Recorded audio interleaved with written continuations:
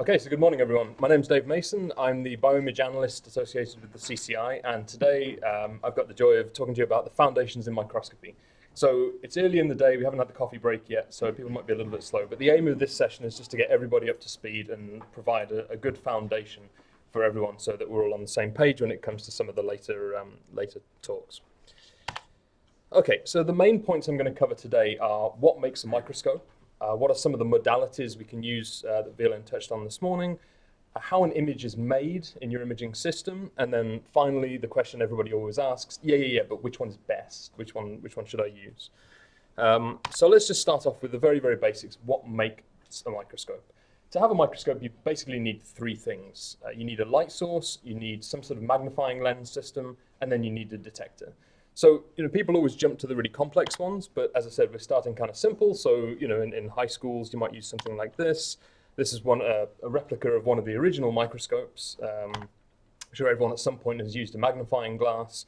And then I just threw this one in as well. At home, my 3-year-old loves to use this one. All of these share these same three properties. So a light source in many cases are overhead lights or the sun, or in case of some of the originals, maybe candle light. The magnifying lenses can be really finely ground glass. There can be drops of other bits of glass. In this kid's toy microscope, it's just perspex shaped to a certain sort of size. And then for the detector, in fact, all of these microscopes, the detector is the human eye. On some of the other systems, you might have digital cameras or other detectors, film perhaps. But all of the microscopes, in order to be a microscope, have to have these main three things. And indeed, all the microscopes in the facility, this is just an example of our widefield microscope, have these three basic parts. They may be a little more convoluted and hidden behind some other bits and pieces, but they're all there. So the light source we use is an arc lamp, or you can get LED light sources or laser light sources. The magnifying lenses we use are obviously not perspex, they're finely ground glass, and so we call them objective lenses instead of magnifying lenses, but it's the same thing. And then in terms of this system, the detector is a high-end digital camera. The technology behind the digital camera I will come into in the next couple of slides, but it's fundamentally quite similar to that you would find in a commercial digital camera or in your cell phone. Okay, so why do we bother using the microscopes instead of using this little plastic kid's toy thing that I showed in the original slide? Well, the point of the microscope is really to enhance magnification, which is to make small things bigger. It's to enhance contrast, so that's making dim things look a bit brighter. And it's to enhance resolution, so this is separating things that are close together. I mean, these are fundamental concepts in imaging. I'm not going to go into too much detail, as will be my catchphrase for this entire talk, because there's only so much you can do in 45 minutes. But in order to do these things, we need to use a different modality. So there are two main modalities. The first is transmitted light, and the second is fluorescence. Now, almost all of the work we're going to be talking about today will be focused on fluorescent microscopy. But I'm just going to start out with transmitted, because again, we're starting from the very, very simple stuff. So this is how transmitted light imaging and transmitted light microscopy works. You take a sample, and as the name suggests, you shine light upon it. In this case, it can be white light from overheads or halogen bulbs. And the light will pass through areas where there is no sample, and then that light will be transmitted, and that will be used to form an image. So in this case, if we just consider the lines around the side of the sample, you'll see that it's not interacting with the sample at all. All the light comes through, so the image is just white. There's nothing there. If we shine the light through the middle of the sample like this, well, some of it might be absorbed and some of it might be scattered. So in the resultant image, we're going to start to see a darker patch because not all that light is transmitted through the sample. The really fun stuff starts to happen when the light hits edges and boundaries and things with high contrast. So in this case, you can start to see that some of the light is, again, scattered out of the way and absorbed. And by the scattering and the absorption, the light just does not get through. So then you start to get these much darker lines in your transmitted light image. And that's how you can form an image that looks something like this. This is simply light passing through the sample and then being absorbed or scattered in areas where there are high contrast. And you can see even in these cells, you get quite a nice example of where the nucleus is. You can make out some cytoskeletal structures, some vesicles, and so on and so forth. All of this is from absorption and scattering of light. So this is, as I said, the simplest modality you can get on a microscope. But let's move on to fluorescence, because that's what most of us are familiar with. That's what most of us are interested in talking about today. So in order to talk about fluorescence, I'm going to go just do a very, very superficial touch on some physics and chemistry here. So in order to have fluorescence, you need a dye or a protein that has the property of fluorescence. Now, what do I mean by the property of fluorescence? All that is that it can absorb light of a certain wavelength and then go on and emit light of a longer wavelength. And the question beginners often ask is, well, why is the emission always longer than the excitation wavelength? It's an absolute unbreakable rule here. And the reason to explain that is you have to start to think about energy. So energy is inversely proportional to wavelength. And this is actually why you don't get sun cream sold advertising infrared protection. It's all UV protection. So you have the lower wavelengths, in this case 490, or UV is more like 350, 400 nanometers. They're very high energy. Remember, it's inversely proportional. Whereas longer wavelengths, 600 red light, has a much lower energy. So in order to think about energy levels, we have to go back to something called a Jablonski diagram. And this explains the excitation of the fluorophores that we're talking about here. So if we consider the mechanism of excitation, in this case, we're using a green fluorescent protein, so we're shining blue light on, about 490 nanometers. Now what happens is that these photons, this light that we shine on, are absorbed by the molecular structure of the green fluorescent protein or the dye, and that's absorbed. And that will excite the electrons in the fluorochrome or the fluorophore up to an excited level. And that's what I'm demonstrating on this simplified diagram here with this blue arrow. Now, these electrons will undergo some what's called vibrational relaxation, and this is movement of the molecules and movement of bonds. And what this does is actually dissipate some of that energy as heat. You don't tend to notice it, but it does happen. And then what happens is when you get down to the bottom of the excited energy levels, all of a sudden you have to release a lot of energy at once to jump back down to the ground state. And in doing so, we have an emission, and this is again in the form of photons. So you get an excitation, an emission, and then maybe some further vibrational relaxation.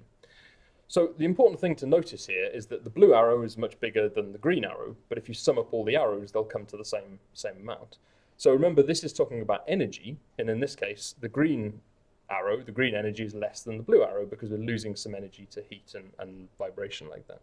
So that's why we always get a longer wavelength emitted light than excitation. So in this case, a GFP will absorb blue light and emit green light. Okay, so what are the purposes of fluorescence? What can we do with it other than designer pets and household plants? You can basically, Google some of this or use your favorite search engine, and you tend to find these big obvious examples like glow-in-the-dark monkeys, or there was this company who decided to start making glow-in-the-dark plants. Same sort of idea, but it's actually so much more than this, as many of you know. And the really powerful thing that comes about fluorescence is when you start to conjugate some of these dyes and proteins onto antibodies or onto proteins of interest, and you can start to do these fascinating functional and localization studies. So again, just very, very simply, I've given two examples here of two different structures labeled with the same fluorophore. On the top is tubulin, a cytoskeletal structure, and the bottom is SC35, which is a splicing factor. So we can do so much more than localize, as I said. There's, as many of you know, you can use fluorescence to quantify or to assay and so on and so forth. So how do we go about capturing this fluorescence on our system? So again, two main modalities, widefield microscopy, and then I'm going to talk today about confocal laser scanning microscopy. There are other types of confocal microscopy, but again, for the purposes of brevity, I'm just going to talk about LSM today. So let's start with widefield, which for many is considered simpler. And this is the basic anatomy of a widefield microscope. So whenever I'm teaching people to use the microscopes or to think about the microscopes, my catchphrase tends to be follow the light. And the reason that I say this is that if you start from a light source and go to a detector, it makes troubleshooting and trying to figure out what's going wrong in your system much, much easier. So most widefield systems have what's called a polychromatic light source, and this would be something like an arc lamp or an LED light source. And actually for most arc lamps, they are not even across the spectrum, so they tend to have specific spikes. But effectively what you have is a range of light coming out of this, this light source. So all the colors from some sort of UV up to red. Now, for this, I mentioned in the last example that when we're using GFP, we need to excite with blue light. So we don't need all of the rest of the spectrum, all these other peaks. So the first part in a widefield microscope we're going to talk about is the excitation filter. Now, this is just a simple filter that will tune that polychromatic light source down to a specific wavelength. In this case, if it's GFP we're looking at, we're probably looking at about 490 nanometer excitation. So the next part that I'm going to focus on a little more in the next slide is the dichroic mirror. So this is a really fundamental part of a setup like this. In this case, we're just going to use it to move the light up towards the sample. The light is focused on the sample through an objective lens. The sample will absorb light, again, thinking back to this energy diagram I showed before, absorbing the blue light, emitting the green light. Remember, the light is emitted in a sphere, basically. It goes in all directions. But in this case, we use the same objective to detect the light as we do to excite the sample. So the green light will come back into the system and again hit the dichroic, will pass through the dichroic, and then will be finely tuned through the emission filter. So again, in this case, we're just interested in looking at light of, say, 5-10 nanometers or something in that green light band. And then the light will fall on a detector. So for most wide field systems, the detectors are EM-CCD cameras. And then from this camera, we can get our nice picture of fluorescence that I showed you before. Okay, so I'm just going to take a second, as I said, to focus on the one component of this system, which is the dichroic mirror. And this is quite important to understand how useful the dichroic mirror is in this optical system. And it's actually a type of a long pass filter. And all that means, as you can see from the transmission graph right here, is that below a certain value, in this case about 490 nanometers, the light will be blocked. In this particular setup, the light is actually reflected. So when we see the blue light, that's going to be below 490 nanometers, so it's reflected up to the sample. As I said, it's long pass, so once you go beyond 490 nanometers up to the emission light that we're looking at, maybe 510 or so, the light then passes straight through. And the fundamentally important thing about using a dichroic mirror for this is that it means we can separate our excitation light path from our emission light path. And that makes it really, really fundamental to this system. So that's wide field anatomy, at least simple wide field anatomy. Let's look at how confocal anatomy is different. I'm just going to deal with the optics. The detection will come after the fact. So one of the first major differences, again, following the light path that we see in a confocal, is that we're no longer using arc lamps for excitation. Confocals tend to use lasers for a number of reasons. Happy to talk about with people in the coffee break or whatnot, but I'm not going to cover here. So the laser light source is principally what's used in confocal. You notice that the excitation filter has been removed now. So lasers, unlike that polychromatic light source that I spoke about before, tend to have a very finely tuned emission. So if this is a 488 nanometer laser, it might have plus or minus 2 nanometers in its output. So you really don't need an excitation filter there. We have the same dichroic there, but in the emission, instead of an emission filter, what we tend to have is a set of prisms. So anyone who likes covers of Pink Floyd albums or Isaac Newton will be familiar with the concept of prisms, and what they allow you to do is actually tune the emission. So this is like an infinitely flexible emission filter that lets you actually pick the band or the range of your emission that you're detecting.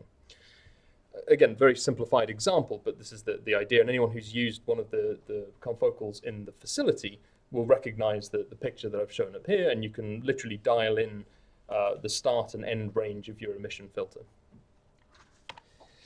So the third thing, and I hate to do this because it just doesn't give the whole field of confocal microscopy justice, I'm going to very, very briefly mention the pinhole. And the key thing about the pinhole is that it will remove out of focus light, and it allows for thin optical sectioning through a sample.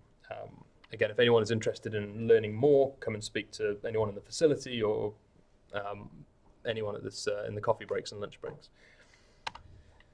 So I've spoken briefly about the light paths that go towards wide field microscope versus a confocal microscope, but let's talk for a minute about detection. So what happens when the light hits the detector?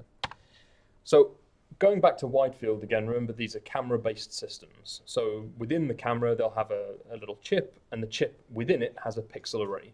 So that's a predefined array of individual sensors. And again, you don't have to worry about the physics of it, but you can consider each one of these sensors a converter between photons and a voltage, or photons and electrons. So the important thing to remember about an array detector that you would find in a wide field system is that every pixel is collected at the same time. And this is something that people, I think, take for granted, because every camera that most people use in your cell phone or in your digital cameras will do this. The light is incident on all of the sensors at the same time. So when you make up an image like this, it's real, at least in the amount of time it takes to take the picture. This is actually fundamentally different within a confocal system. The confocal doesn't have an array of pixels, it will actually have a point detector. And the way that you can recreate an image, such as this one, say the same size as our previous array detector, is just to scan that single pixel through the entire image. And in this case, it's just raster scanning through the image to make up the entire frame. So the consequence of this, or the important consequence, is that the first pixel in your image and the last pixel in your image are actually acquired at slightly different times. So the image that's created on a confocal microscope is actually a reconstructed image. Now, if you're doing fixed imaging or you're looking at things that move very, very slowly, maybe whole cell migration or something, then we can scan the entire field and scan the entire image in a very short amount of time. If, however, you're looking at something that's moving very fast, this can have a significant effect and it can induce artifacts into your imaging. So if you imagine, for instance, something, maybe a bacterium swimming through the field, top left to bottom right in the image, potentially what you can do if the scan speed is slow enough is to capture the same thing as it migrates through the frame, and then you'll get a smear across the middle of your image, which is obviously not what you want. So these two things are worth really keeping in mind. So people may ask the question, well, why use scanning techniques? Why do we bother with confocal when we can just use array detectors? And actually there are several advantages. Largely the scanning techniques afford massive flexibility, really. So the two main things that you can do are to induce pseudo-magnification. So what I mean by that is that you can pick the distance between sampling points in your image. So let's say you wanted the distance between each of these individual sampling points, or pixels in this case, to be 200 nanometers. You can set that distance and say, okay, move every 200 nanometers and then wait and capture something. If you wanted that distance to be 500 nanometers, you can do that too. So you really get the flexibility to choose your spatial sampling in your image. The other is that you can change the shape of the detection. You don't have to stick to a 512 by 512 square. You can do strip scanning. You can even rotate the image and then scan a triangle if you wanted, or whatever you please. Some complications with that, but in principle it's very feasible. So lots of flexibility in confocal detectors.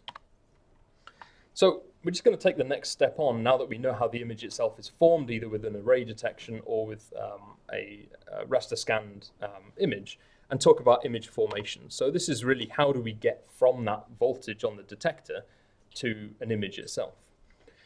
So when you convert photons to a voltage, that's an analog signal, and all that means that it can exist within a spectrum anywhere, well, anywhere basically. The voltage can change. It can be integer values, or it can be fractional, or more likely fractional values. So it doesn't conform to any sort of binning, for instance. Whereas the stored digital images, anyone who's ever done any quantitation will know that an image like this one is actually made up from individual intensity values per pixel, but they're all integer values. So they're not going to be 42.5 or 63.4 with any traditional imaging modality. And how we get from an analog signal to a digital signal is via the unoriginally named analog to digital converter, which will actually determine how these analog voltages are turned into digital signal. So one of the important things that the analog to digital converter does is decide the range of the data. So I tend to use this image as an example because it has lots of detail in it. So all grayscale images exist on this continuum between pure black and pure white. So just dealing with grayscale images for the time being, but you can see here that in this image there are some pixels that look really dark, some pixels that look really light, no problem there. You can't express within an image pixels that are darker than black or whiter than white, because then they would be black or white respectively. So the number of levels that you have between pure black and pure white are determined by the analog to digital converter, and that's based on something called bit depth that I'll introduce to you.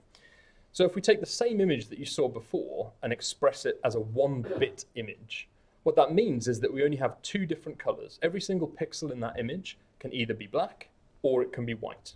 Nothing else in between. So this is called a 1-bit image because you need one binary digit in order to express the intensity for each individual pixel. Those of you who are not familiar with binary digits, it's just something that can be 0 or 1. You can't express the number 9, for instance, it's 0 or 1. And what that means is that the size of the image is very small because for each pixel, you will only have to store 1 bit. Now, if we increase the bit depth slightly, we're going to go up to 3 bits. So you can see that now we have 8 levels. So we've got pure black on one side, pure white on the other, and then 6 levels of grey in between that. So if you look at the image, it starts to look more like something we would expect from a photograph. But you'll notice that there's that sense of uncanny about it because the sky is all the same colour, much of the grass is the same colour, you don't have that detail. And that's because small changes in intensity can't be expressed on a 3-bit image. And so I've drawn out the numbers for all of the 8 levels that we have here. So it goes all the way from 000 to 111, and these are all the values in between. So this is why it's a 3-bit image, because we need 3 bits to express the intensity in every pixel. So something you may be more familiar with is an 8-bit image. So again, 8-bit now uses 8 bits to express the intensity between pure black and pure white. So that now gives us 256 shades of grey in between black and white, or 254 in between black and white. And so obviously we can calculate the bit depth of our image based upon the number of levels we want, or the number of levels based upon the bit depth. So some of the common bit depths you'll find in imaging systems are 8-bit, very, very common. That gives you 256 different shades. 12-bit, 4,096 different shades. And then 16-bit would be 65,556 different shades. So you may well ask the question, why would I want to use 8-bit or 16-bit or as you please? So the general advice would be to start off with 8-bit if you're doing something that's very qualitative. So if you're just looking if you have a signal or you don't have a signal, 8-bit is fine. That's because you don't need that really, really fine detail to tell apart separate shades of grey there. Now, if you're starting to go on to look at really, really small changes, so very small changes in intensity, they'll get absolutely lost in an 8-bit scale. You really won't be able to tell apart those two things. It'll be like the grass in the previous image. You can't tell apart separate shades because they're too close. So many of you will be familiar with the idea of ion measurements, calcium measurements, ratiometric measurements, these sorts of things. And we largely go for higher bit depths when we're doing these type of imaging modalities. And that's again because you're looking at very, very small changes over the course of your range. So it's important to remember that you can downsample bit depth, and there are a couple of neat ways to do that, but you can't usefully upsample, because when you're acquiring data, you can't just make data out of thin air. If you've only got 256 levels and you try to upscale that to 16-bit, there's no new data there, so it's not a helpful thing to do. So generally the advice that I give to people is actually to always acquire at the highest bit depth you can, unless you have a very good reason not to. Now, largely the only reason why you would not want to do that is if you are processing really, really big data sets, or you're massively short on space. But file space is really cheap these days, so there's very little excuse. Okay, so I'm going to do my usual quick word on color. And many of these topics, for those of you who are coming to the workshop tomorrow, we'll go into in a little more detail and do a bit more hands-on with this kind of stuff. But all the way through the talk, I've shown you this or other images that appear to be in color, in this case in green. So when you see an image in color like this, what you're actually looking at is the intensity plus a lookup table. So pretty much all of the detectors that I've spoken about this morning, either cameras or confocal laser scanning detectors, they're not color detectors. All they're doing is counting photons effectively. And this is a really, really important concept, because if you were to grab a photon and then look at it, you wouldn't be able to tell that it was a blue photon or a red photon or a green photon. In fact, those things are relatively meaningless, a photon is a photon. It's the way in which it moves and the way in which it interacts with detectors or receptors in your eye that will dictate the color, and that's obviously the wavelength. So that's the wavelength of the particle. So in this case, all we're doing is looking at intensity. We're looking at brightness or number of photons, and then applying a lookup table on top. And it's really, really important, and people often don't get this when they're learning microscopy, is that this lookup table is almost completely arbitrary. It makes no difference whether or not it's green or blue, for instance.